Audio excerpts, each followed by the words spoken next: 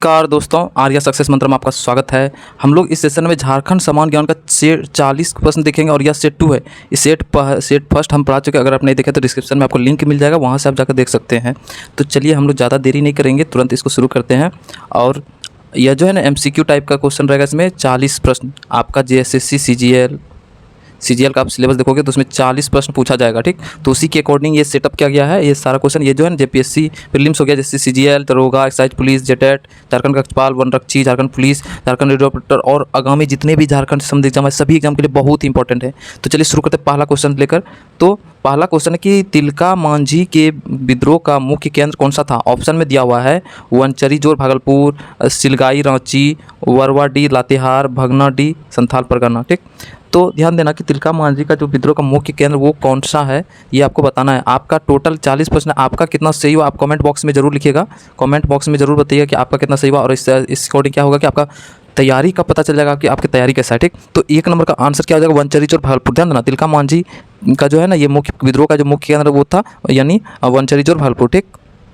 तो तिलका मांझी के बारे में कुछ जान लेते हैं। तो तिलका मांझी का जो जन्म हुआ था, जन्म हुआ था इसका 1750 ईस्वी में, ठीक, सुल्तानगंज में, ठीक। और इसका मृत्यु 1785 में हुआ था, 85 में। तिलका मांझी के नाम पर ही यानी बाबा तिलका मांझी चौक है भागलपुर में, ठीक। इतना सब जान के तिलका मांझी को यानी कि इसको जो है यानी तिलका मांझी चौक भागलपुर पे वहीं पर इसको फांसी दी गई थी, इसलिए उस जगह का नाम तिलका मांझी चौक रखा गया। चलिए अब अगला प्रश्न पर आते हैं। अगर आपको लग रहा है कि मैं धीरे धीरे पढ़ा रहा हूँ तो आप वीडियो को स्पीड बढ़ाकर देख सकते हैं। क्यों? क्योंकि मेरा काम है पढ़ाना, तो हम तो चाहेंगे ज़्यादा से ज़्यादा क्वेश्चन को कवर करने के लिए, ताकि ज़्यादा से ज़्यादा लोग समझे। लेकिन अगर आपको लग रहा है कि मैं धीरे धीरे पढ़ा रहा हूँ तो आप जो है यानी वीडियो को स्पीड यानी उस पर सेटअप करके आप देख सकते हैं। चलिए दूसरा नंबर प्रश्न शुरू करते हैं कि 1857 के विद्रोह के नायक ठाकुर विश्वनाथ शाह, ठीक, ठाकुर विश्वनाथ शाह का जन्म कब हुआ था। ऑप्शन में दिया हुआ है 12 अगस्त 1817, 15 अगस्त 1817, 15 नवंबर 1818, 25 अक्टूबर 1819। क्या होगा इसका आंसर, कमेंट बॉक्स में जल्दी से बताइए। तो इसका आंसर होगा 1 नंबर 12 अगस्त 1817 में, ठीक। 1857 में तो देखो ध्यान देना कि 1857 में तो इसका यानी लड़ाई हुआ था, यानी विद्रोह हुआ था, क्या था 1857 का विद्रोह, तो ठाकुर विश्वनाथ शाह ने, ठीक। लेकिन इसका जन्म जो हुआ था 12 अगस्त 1817 में ही हुआ था। तीसरा प्रश्न पर आते हैं। तीसरा प्रश्न है कि असहयोग आंदोलन के दौरान झारखंड के किस क्षेत्र को अशांत क्षेत्र घोषित कर दिया गया था। ऑप्शन में दिया हुआ है रांची, पलामू, हजारीबाग, साहेबगंज। तो इसका आंसर क्या होगा, तो इसका यानी बोला कि असहयोग आंदोलन के झारखंड का किस क्षेत्र को अशांत क्षेत्र घोषित किया गया था, ठीक। तो अशांत क्षेत्र कौन सा घोषित किया था, जल्दी से इसके बारे में बताइए। तो साहेबगंज को, ध्यान देना साहेबगंज को असहयोग आंदोलन के दौरान अशांत घोषित कर दिया था। कि अब ध्यान देना कि असहयोग आंदोलन में क्या हुआ था कि 1922 ईस्वी में क्या हुआ था कि चौरी चौरा कांड के बाद असहयोग आंदोलन को वापस ले लिया था। और झारखंड में राष्ट्रीय आंदोलन का जो है ना व्यापक रूप से विस्तार असहयोग आंदोलन उस समय हो रहा था, ठीक। और उसी समय में साहेबगंज को क्या किया था, अशांत क्षेत्र घोषित किया था। तो इसका आंसर होगा डी, तीसरा नंबर का आंसर डी। चौथा नंबर प्रश्न है कि रामगढ़ कांग्रेस के मुख्य प्रदेश द्वार का नाम किसके नाम पर रखा गया था। रामगढ़ कांग्रेस का जो मुख्य प्रदेश का जो द्वार है दरबार यानी द्वार, तो उसका नामकरण किसके नाम पर किया गया था। ऑप्शन में है बिरसा मुंडा, शेख भिखारी, विश्वनाथ शाह, और उसके बाद फिर इनमें से कोई नहीं। तो क्या होगा इसका आंसर, 4 का 1 नंबर, ध्यान देना बिरसा मुंडा होगा, बिरसा मुंडा इसका आंसर होगा। बिरसा मुंडा के नाम पर ही रामगढ़ में कांग्रेस का मुख्य द्वार का नाम रखा गया है, ठीक।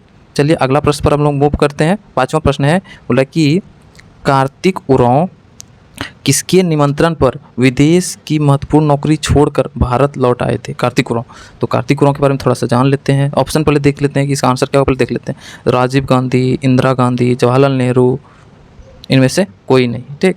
तो क्या होगा इसका आंसर, तो इसका आंसर सी नंबर होगा जवाहरलाल नेहरू। जवाहरलाल नेहरू के ने ही इसको निमंत्रण पर क्या किया था, कार्तिक उरांव ने विदेश की नौकरी छोड़कर भारत लौट आए थे, जवाहरलाल नेहरू इसका आंसर होगा। अब हम लोग कार्तिक उरांव के बारे में जानते हैं कि इसका क्या योगदान रहा था भारत में क्रांति, ठीक।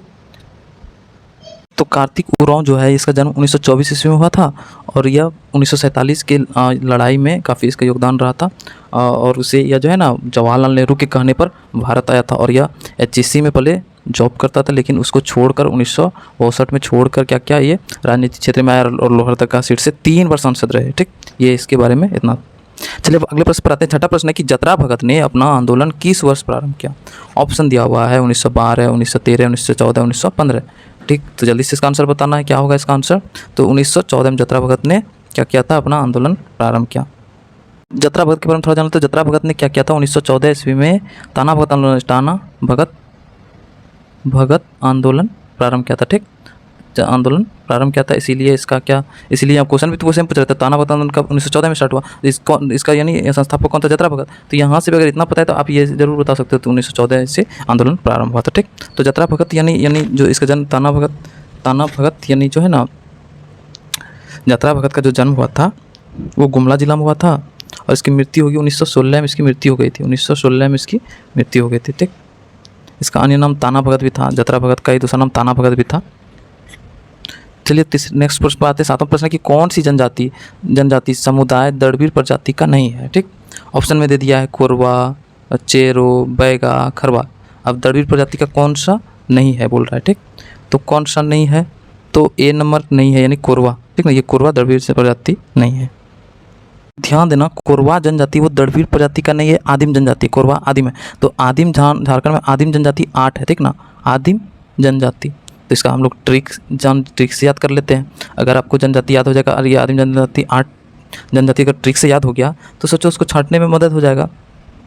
तो इसका हम लोग ट्रिक पे ध्यान देते हैं। तो थोड़ा इसीलिए हम बोले कि हम थोड़ा स्लो जरूर पढ़ाएंगे लेकिन आपको समझा पढ़ेंगे ताकि आपको दोबारा कभी दिक्कत ना हो। ठीक, तो चलिए शुरू करते हैं। तो यानी 8 आदिम जनजाति कौन है, तो वो देखते हैं। असुर, सबर, पर,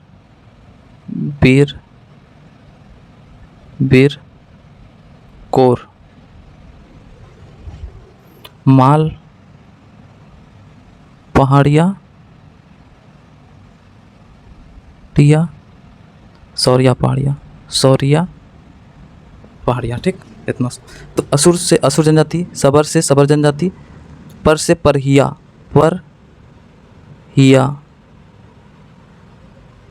ठीक, उसके बीर से बिरहोर और एक बीर से बिरजिया। ठीक, कोर से कोरबा। असुर, सबर, पर, बीर कोर हो गया। और उसके 2 को आपको याद रखना होगा, माल पहाड़िया, सौरिया पहाड़िया। ठीक, तो 8 हो गया। 1 2 3 4 5 6 7 8 आदिम जनजाति ये 8 हो गया। इसी में देखो कोर से कोरबा आ गया। ठीक ना, तो कोरबा आ गया। इसका हम अलग से वीडियो इसका जो है शॉर्ट ट्रिक बना के आपको भेज देंगे क्योंकि इसमें तो उतना स्पेस नहीं मिल रहा है। तो आप यानी यहाँ से बीर कोरबा से कोरबा, अगर इसको आप 2-3 बार लिख के याद करोगे तो आपको याद हो जाएगा। 8 आदिम जनजाति। ठीक, तो कोरबा आदिम जनजाति यानी यही क्वेश्चन भी तो वही पूछ रहा है कि कौन सा जनजाति दड़बीर प्रजाति में नहीं आता है, तो कोरबा नहीं आता। और बैगा, चेरो, खेरवार ये सब दड़बीर समूह में आता है। ठीक, तो दड़बीर समूह में कुल कितना भाषा है, 13 है, याद रखना है 13 जनजाति आता है। अगला देखते हैं 8वां है कि बोल के झारखंड में संथालों का मुख्य निवास स्थल क्या है। ऑप्शन में रांची, संथाल परगना, पलामू, कोल्हान। संथालों का संथाल परगना मुख्य निवास स्थान रहती है, यानी सी नंबर इसका आंसर होगा। नेक्स्ट प्रश्न देखते हैं 9वां नंबर बोला कि निम्न में से किस जानवर के मांस का प्रयोग पूरे उरांव जनजाति के लिए निषेध है, मतलब कि उसका यूज नहीं करता है, निषेध है। ठीक, तो ऑप्शन में दे दिया सुअर, बकरा, बंदर और हिरन। ठीक, तो क्या होगा इसका आंसर, जल्दी से बताना। ये बहुत ही ईजी क्वेश्चन है तो ये आप बता सकते हो। तो इसका याद रखना आंसर होगा सी नंबर बंदर। बंदर का यानी मांस जो है ना वो निषेध है उरांव समाज में। ठीक, 10वां प्रश्न लेते हैं। 10वां प्रश्न है लेकिन निम्न में से किसका संबंध भूमि सर्वेक्षण से है। ऑप्शन में 1 नंबर ट्रेवर्स सर्वे, बी नंबर थाकवस्त सर्वे, कैडस्ट्रल सर्वे, उपरोक्त सभी। तो यानी इसका जो आंसर होगा डी, उपरोक्त सभी, यानी डी होगा इसका आंसर। नेक्स्ट प्रश्न देखते हैं। 11वां नंबर बोल रहा है कि क्वेश्चन है कि देश में लाह का सर्वाधिक उत्पादन किस राज्य में होता है। ऑप्शन दिया नंबर झारखंड, दूसरा उड़ीसा, तीसरा नंबर छत्तीसगढ़, चौथा नंबर यानी डी नंबर है मध्य प्रदेश। तो क्या होगा, इजी है एकदम। लाह, तो लाह का उत्पादन सबसे ज़्यादा झारखंड में होता है, 1 नंबर इसका आंसर होगा। तो भारत का में जो जितने भी लाह उत्पादन होता है उसका कुल 50% हिस्सा अकेले झारखंड में होता है। ठीक ना, 50% अकेले झारखंड में होता है। ठीक, 12वां प्रश्न देखेंगे। जमशेदपुर किस नदी के किनारे स्थित है। ऑप्शन में दे दिया है दामोदर, दूसरा दे दिया है स्वर्ण रेखा तथा खरकई, स्वर्ण रेखा तथा खरकई, बी नंबर दिया है यानी शंख नदी, मयूराक्षी नदी। ठीक ना, तो जमशेदपुर बोल रहा है वो कौन सी नदी के किनारे स्थित है। ठीक, तो इसका सी नंबर आंसर होगा, यानी स्वर्ण रेखा तथा खरकई। स्वर्ण रेखा जमशेदपुर जो है ना, स्वर्ण रेखा और खरकई नदी के संगम पर ही स्थित है। ठीक, नेक्स्ट देखते हैं कि 13वां नंबर प्रश्न है कि बोल रहा है कि देश में ताम्र अयस्क भंडार के मामले में झारखंड का स्थान कौन सा है। ऑप्शन दे दिया हुआ, पहला, दूसरा, चौथा या फिर तीसरा। ठीक, तो कौन सा इसका आंसर होगा, तो 13 का हो जाएगा, यानी बी नंबर हो जाएगा आंसर, यानी दूसरा स्थान है। ध्यान देना, ताम्र अयस्क भंडार में झारखंड का स्थान दूसरा है, दूसरा स्थान है। तो पहले स्थान पर याद रखना कौन है, तो पहला स्थान पर कौन है, तो राजस्थान, और दूसरा स्थान पर झारखंड। ठीक, ये हो गया। उसके बाद हम लोग 14 नंबर प्रश्न देखेंगे कि झारखंड में किस क्रम की चट्टानों से एस्बेस्टस प्राप्त होता है। ऑप्शन दे दिया, कांतरित, आग्नेय, ग्रेनाइट, परतदार। तो क्या होगा इसका आंसर, कायांतरित। याद रखना कि कायांतरित चट्टान से ही एस्बेस्टस प्राप्त होता है। ठीक, उसके बाद नेक्स्ट प्रश्न पर आते हैं। 15वां प्रश्न है कि झारखंड में डेल्टाई प्रभाव वाली जलवायु कहाँ मिलती है। ऑप्शन में दे दिया है कि पश्चिमी संथाल परगना, पूर्वी संथाल परगना, रामगढ़, सिंहभूम। तो क्या होगा इसका आंसर, तो याद रखना इसका होगा सिंहभूम। सिंहभूम में क्या है कि डेल्टाई प्रभाव वाली जलवायु यहाँ पर मिलती है। अगला प्रश्न है कनाडा डैम, जो कि बहुत इंपॉर्टेंट प्रश्न है कि किस नदी पर निर्मित है। स्वर्ण रेखा, दामोदर, मयूराक्षी, बराकर। तो इसका आंसर क्या हो जाएगा, मयूराक्षी नदी पर ही कनाडा डैम। इसका मसानजोर भी डैम नाम है, मसानजोर, इसी का नाम दूसरा है कनाडा डैम। ठीक, 17वां प्रश्न पर आते हैं। निम्नलिखित में से दिए गए जलप्रपात और उससे संबंधित नदियों में से कौन सा एक विकल्प सही नहीं है। बूढ़ाघाघ दे दिया, नदी हुंड्रू, स्वर्णरेखा, दसम, कांची, गौतम धारा, मयूराक्षी। ठीक, तो कौन सा बोला कि इसका सुमेलित नहीं है। तो ध्यान देना, बूढ़ाघाघ जो है ना, वो बूढ़ाघाघ नदी पर ये सही है। हुंड्रू स्वर्णरेखा नदी पर सही, दसम कांची रांची ये सही है। गौतम धारा जो है ना, ये राड़ू नदी पर है, राड़ू नदी। ठीक, तो ये मयूराक्षी नदी पर नहीं है, गौतम धारा ये मयूराक्षी नदी पर नहीं, यानी गलत है। ठीक, और गौतम धारा को ही जोन्हा जलप्रपात के नाम से भी जाना जाता है, जोन्हा जलप्रपात। अगले प्रश्न पर आ जाते हैं हम लोग। अब 18वां प्रश्न है, बोले कि झारखंड में औसत वार्षिक वर्षा कितना मिलीमीटर होती है। ऑप्शन में दे दिया है 1100, 1200, 1100, 1200, 1250, 1275। तो इसको एकदम रट लेना है, एकदम औसत वार्षिक वर्षा कितना है, 1200 मिलीमीटर। बी नंबर इसका आंसर हो जाएगा। नेक्स्ट प्रश्न पर आ जाते हैं हम लोग। बोला कि 19वां प्रश्न है कि उत्तरी कोयल जलाशय परियोजना का निर्माण कहाँ किया जा रहा है। ऑप्शन दे दिया है, गढ़वा, चतरा, पाकुड़, लोहरदगा।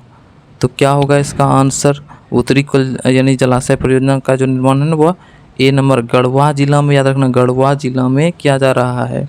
ठीक, अगले प्रश्न पर आते हैं। 20वां प्रश्न बोला कि झारखंड में किस प्रकार की मिट्टी में अरहर और अरंड की खेती होती है। ठीक, तो अरहर और अरंड की खेती जो है ना, ऑप्शन में दी है रेतीली, लेटराइट, काली, लाल। तो याद रखना कि लेटराइट मिट्टी में होती है अरहर और अरंड की खेती। तो सी नंबर इसका आंसर हो जाएगा। अब हम लोग नेक्स्ट प्रश्न पर मूव करते हैं, यानी 21वां नंबर प्रश्न है कि झारखंड औद्योगिक एवं निवेश प्रोत्साहन नीति कब लाई गई है। ऑप्शन में दिया हुआ है 2019, 2012, 2017, 2016। तो कब लाई गई है, 2016 में। याद रखना झारखंड औद्योगिक निवेश प्रोत्साहन नीति जो है ना 2016 में लाई गई है, यानी इसका आंसर हो जाएगा 2016। और इसका उद्देश्य क्या है, राज्य में अत्याधुनिक आधारभूत संरचना की स्थापना करना। ठीक, अगले प्रश्न पर आते हैं। 22वां प्रश्न है कि झारखंड राज्य में मेगा फूड पार्क की स्थापना कब की गई है, और यानी कहाँ की गई है, कहाँ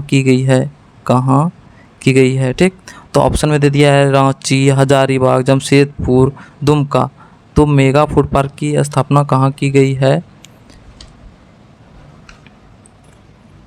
तो मेगा फूड पार्क की जल्दी से बताओ, इसका आंसर हो जाएगा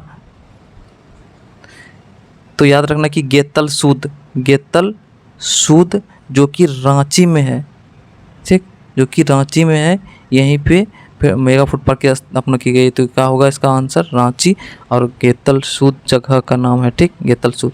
अगले प्रश्न पर आते हैं, हिजला मेला किस नदी के किनारे, बहुत इजी प्रश्न है, हिजला मेला किस नदी किनारे लगता है? ऑप्शन में स्वर्णरेखा, मयूराक्षी, दामोदर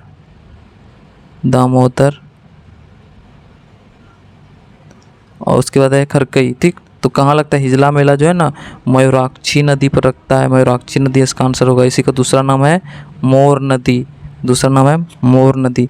तो मयूराक्षी नदी कहाँ से निकलती है? मोर नदी त्रिकुट पहाड़ से, देवघर से, त्रिकुट पहाड़ देवघर।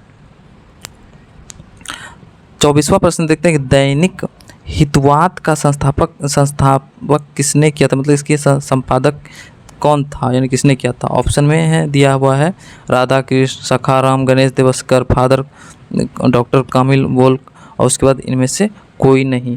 तो क्या होगा इसका आंसर, जल्दी से बताना है। तो याद रखना इसका हितवाद जो है ना, ये सखाराम गणेश देवस्कर ने किया था, ठीक, सखाराम गणेश देवस्कर ने किया था। नेक्स्ट प्रश्न पर हम लोग बढ़ते हैं। 25वां प्रश्न है कि झारखंड विधानसभा में कितनी सीटें अनुसूचित जाति, ठीक, SC यानी शेड्यूल कास्ट के लिए आरक्षित है? तो विधानसभा में कुल कितने सीट है? 81 सीट है विधानसभा, झारखंड विधानसभा। उसमें बोल रहा है कि कितना जो है अनुसूचित जाति के लिए आरक्षित किया हुआ है, ठीक। तो ऑप्शन में दे दिया है 6, 8, 9, 10। तो एकदम इसको बिल्कुल रट लेना है, ठीक ना। तो इसमें कितना कितना सीट है मैं पूरा बता देता हूँ। SC ST, ठीक। तो ST के लिए यानी टोटल ST यानी शेड्यूल ट्राइब यानी अनुसूचित जनजाति पूछेगा तो 28 सीट, और SC शेड्यूल कास्ट के लिए 9 सीट आरक्षित है झारखंड में, ठीक। तो टोटल कितना हो गया?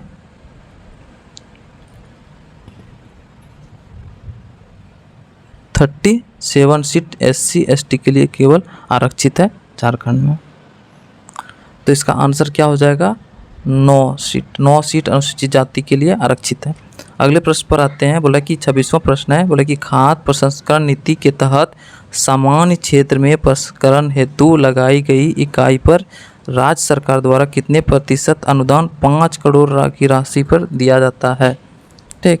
तो 5 करोड़ की राशि पर कितना दिया जाता है? तो ऑप्शन में दे दिया है 20% 30%, 25% और एक है 35%, ठीक। तो कितना होगा इसका आंसर? तो इसका आंसर हो जाएगा 35%। 35% अनुदान दिया जाता है 5 करोड़ की राशि पर, 35% का अनुदान। नेक्स्ट है करगाली कोलवासरी कहाँ स्थित है? बहुत इंपॉर्टेंट प्रश्न है। ऑप्शन करगाली का दे दिया है, करगाली कोलवासरी कहाँ है? ऑप्शन धनबाद, रामगढ़, बोकारो, जमशेदपुर। तो बी नंबर इसका आंसर होगा बोकारो में करगाली कोलवासरी है, ठीक। अगला प्रश्न पर आ जाते हैं। उरकुंडा नामक स्थान निम्न में से किसके लिए प्रसिद्ध है? ऑप्शन में दे दिया है कांच उद्योग के लिए, दूसरा लाह उद्योग के लिए, तंबाकू उद्योग के लिए, इनमें से कोई नहीं। तो याद रखना है भुरकुंडा जो कि रामगढ़ में, याद रखना है भुरकुंडा कहाँ है? भुरकुंडा ये रामगढ़ में है, ठीक। और यह जो किसके लिए प्रसिद्ध है? कांच के लिए। ए नंबर इसका आंसर हो जाएगा, ए नंबर। अगले प्रश्न पर आ जाते हैं हम लोग। Pyrites phosphate and chemicals company कहाँ स्थित है? ऑप्शन में दे दिया धनबाद, बोकारो, रांची, जमशेदपुर। बहुत इंपॉर्टेंट क्वेश्चन है और बहुत इजी भी है, तो आप इसका आंसर बिल्कुल बता सकते हो कि क्या होगा इसका आंसर। तो ध्यान देना कि पायराइट्स फॉस्फेट यानी खाद से संबंधित है, उर्वरक है ना। तो उर्वरक झारखंड में तो एक ही जगह है, धनबाद के सिंदरी में, धनबाद। इसका आंसर क्या हो जाएगा? धनबाद। 30वां प्रश्न है कि TRF औद्योगिक मशीन कारखाना कहाँ स्थित है? ऑप्शन में जमशेदपुर, गढ़वा, पतरातू, बोकारो। तो क्या होगा इसका आंसर, जल्दी से बताना है। तो याद रखना TRF औद्योगिक मशीन कारखाना, तो याद रखना औद्योगिक क्षेत्र जमशेदपुर है, तो जमशेदपुर इसका ए नंबर क्या होगा आंसर? जमशेदपुर। अगला प्रश्न पर आते हैं 31वां प्रश्न, निम्न में से किस जिले में खादी भवन और प्रशिक्षण सह उत्पादन केंद्र स्थित है? ऑप्शन में दे दिया है साहेबगंज, खूंटी, पलामू। ए नंबर ऑप्शन गुमला। गुमला। तो इसका आंसर बोला कि किस जिले में बोला कि खादी भवन और प्रशिक्षण सह उत्पादन केंद्र है, तो डी नंबर उसका आंसर पलामू हो जाएगा, इसका आंसर पलामू। ठीक, अगले प्रश्न पर आए थे हम लोग। बोला कि 32वां प्रश्न है, भीमराव अंबेडकर आवास योजना के तहत कुल कितने आवास निर्माण का लक्ष्य निर्धारित किया गया था? ऑप्शन में दे दिया है कि भीमराव अंबेडकर आवास योजना। ठीक, तो भीमराव अंबेडकर आवास योजना के तहत बोल रहा है कि कुल कितने, तो भीमराव अंबेडकर का जो है ना 125वीं जयंती 2016 में मनाया गया था। ठीक, याद रखना 2016 में मनाया गया था 125वीं जयंती किसकी? भीमराव अंबेडकर का। ठीक ना, तो और इसी पे क्या कहता है कि हमारे झारखंड सरकार ने इस योजना का शुरुआत किया था 2016-17 में ही। क्या हुआ था? 2016-17 में ही याद रखना कि भीमराव अंबेडकर आवास योजना का शुरुआत किया गया था। ठीक, तो इसके तहत जो है ऑप्शन में पहले तो देख लेते कितना कितना, 11,000, 15,000, 12,000, 16,000।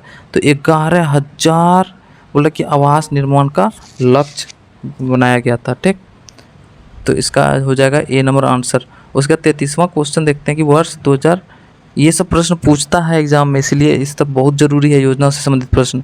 वर्ष 2019-20 के बजट में घोषित मुख्यमंत्री विद्या लक्ष्मी उच्च शिक्षा प्रोत्साहन योजना के तहत दी जाने वाली प्रोत्साहन राशि कितनी है? ऑप्शन में दे दिया है 3,000, 7,000, 5,000, 6,000। तो क्या होगा इसका आंसर? तो इसका आंसर यानी जो है ना, ये पहले ध्यान देना कि ये योजना कब आया था।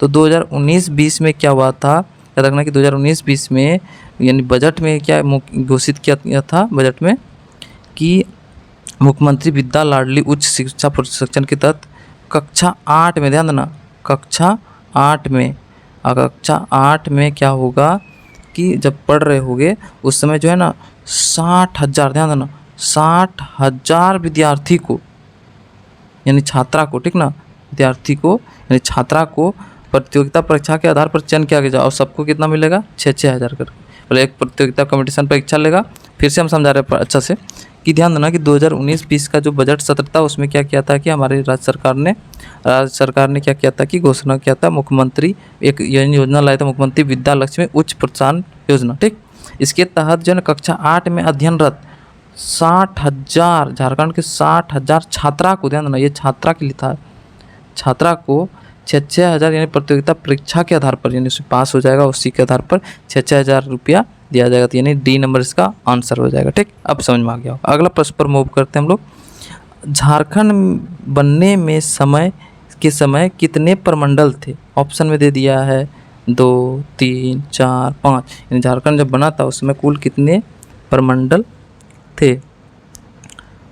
तो ध्यान देना कि उस समय जो है ना 4 प्रमंडल था, 4 प्रमंडल था। तो उस समय 4 प्रमंडल था। ठीक, और एक प्रमंडल बाद में बना, तो टोटल वर्तमान में कितना है? 5। याद रखना वर्तमान में 5 था, लेकिन जब बोले झारखंड बना तो उस समय 4 प्रमंडल था। ठीक, तो ऑप्शन यानी सी नंबर इसका ऑप्शन होगा। यानी पूछ रहा है कि झारखंड बनने के समय कितने प्रमंडल थे, तो यानी 4। ठीक, 35वां प्रश्न, विश्व विजेता बनने वाला झारखंड का प्रथम शतरंज खिलाड़ी कौन थे? ऑप्शन में दे दिया है दीप साहा, पी हरिकृष्ण, दीपसेन गुप्ता, अरुण चटर्जी। तो ठीक, तो इसका आंसर क्या हो जाएगा? तो शतरंज खिलाड़ी याद रखना कि ए नंबर दीप साहा थे। ठीक ना, प्रथम जो है ना विश्व विजेता बनने वाला झारखंड का प्रथम शतरंज खिलाड़ी कौन था? दीप साहा। अगला प्रश्न, हेलेन सोए किस खेल से संबंधित? ऑप्शन में क्रिकेट, हॉकी, फुटबॉल, वॉलीबॉल। तो इसका आंसर क्या हो जाएगा? B number hockey. हेलेन सोए, ये बहुत इंपॉर्टेंट प्रश्न है। हेलेन सोए जो है ना किस खेल से संबंधित है? तो हॉकी। अगला प्रश्न है 37वां प्रश्न है कि झारखंड में वनों का मुख्यतः वर्गीकरण किया गया है। ऑप्शन में दे दिया है 2 वर्गों में, 3 वर्गों में, 4 वर्गों में, 5 वर्गों में। ठीक, तो कितने वर्गों में किया गया है? तो 2 वर्गों, झारखंड में जो है ना वनों का जो वर्गीकरण किया गया है मुख्यतः 2 वर्गों में किया गया। तो वो कौन कौन सा 2 वर्ग होगा? तो एक होगा उष्णकटिबंधीय आर्द्र पतझड़ वन और दूसरा उष्णकटिबंधीय शुष्क पतझड़ वन। उष्णकटिबंधीय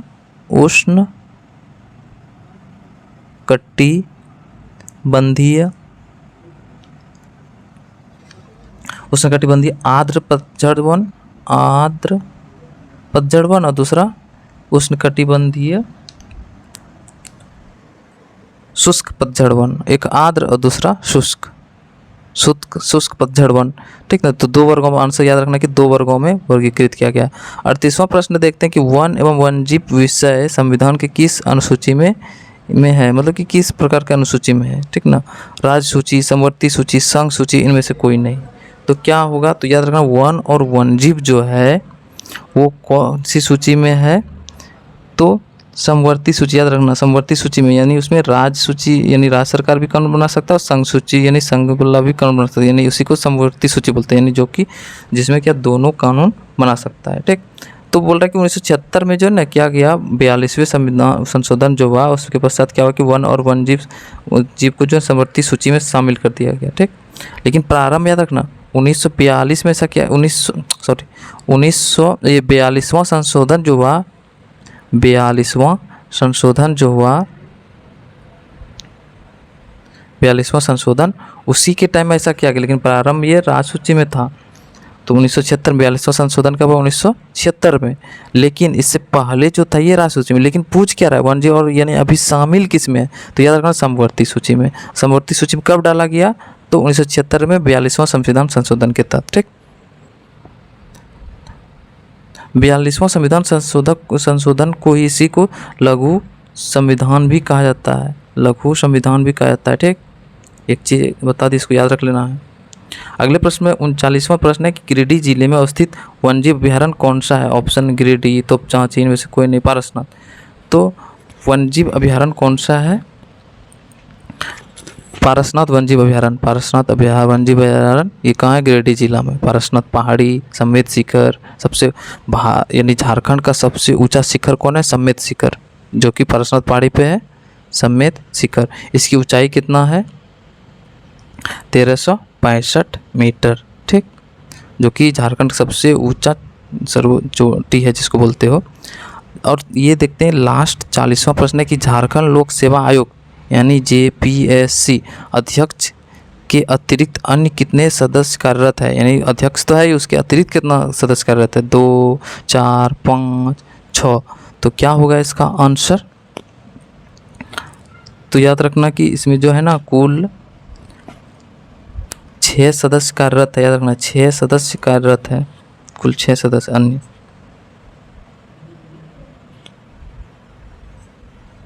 ये था टॉप 40 प्रश्न। आपको कैसा लगा आप ज़रूर बताइए। अगर आपको फिर से और दूसरा सेट भी आपको चाहिए तो आप कमेंट में ज़रूर लिखिएगा, क्योंकि मुझे आपका फीडबैक का इंतज़ार रहेगा। तो वीडियो को हम लोग यहीं पे समाप्त करते हैं, फिर से नए वीडियो के साथ फिर हाजिर हूँ। तब तक हंसते रहिए, मुस्कुराते रहो, देखते रहिए आर्य सक्सेस मंत्र हर एक वीडियो को। और मैं कोशिश करूँगा कि डेली शाम में एक सेट डेली रहेगा, और सुबह के टाइम में क्लास का वीडियो रहेगा जो कि डिटेल में, और सेट प्रैक्टिस का शाम में वीडियो डाला जाएगा डेली। ठीक, तो धन्यवाद, जय हिंद। वीडियो समाप्त करते हैं।